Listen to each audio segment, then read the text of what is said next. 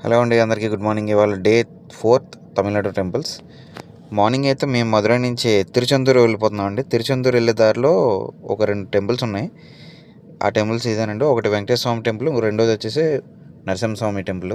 ఇదేనండి పైన కొండపైన ఉన్న వెంకటేశ్వర స్వామి టెంపుల్. ఇది వచ్చేసి కింద ఉన్న నరసింహస్వామి టెంపుల్ అండి.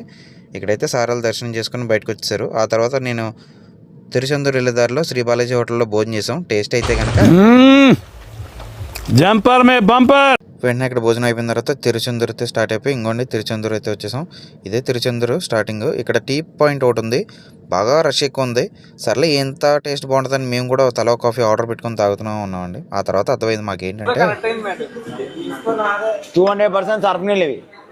టెంపుల్ అయితే ఇదేనండి. మేము లోపలికి వెళ్ళి దర్శనం చేసుకొని బయటకు వచ్చేసరికి ఈవినింగ్ అయిపోయింది. విచిత్రం ఏంటంటే ఈ టెంపుల్ వెనకమాల బీచ్ అయితే ఉంది. చాలా టెంపుల్ చూశాను కానీ ఇలాంటి టెంపుల్ అయితే నేను ఎప్పుడూ చూడలేదండి. చాలా బాగుంది టెంపుల్ అయితే కనుక. ఆ తర్వాత మేము రిటర్న్ అయితే స్టార్ట్ అయిపోయి తిరుచురుపల్లి వెళ్ళిపోయాం. నైట్ అయితే ఇక్కడ దాబా కనబడితే దాబాలో భోజనం చేసేసి రిటర్న్ అయిపోయి అక్కడికి వెళ్ళి పడుకున్నాం. నెక్స్ట్ డే మార్నింగ్ వచ్చేసి విజయవాడ అయితే స్టార్ట్ అయిపోయాం. విజయవాడ స్టార్ట్ అయిపోయి ఈవినింగ్ కల్లా మేము మళ్ళీ కాణిపాకం టెంపుల్ అయితే వచ్చేసాం.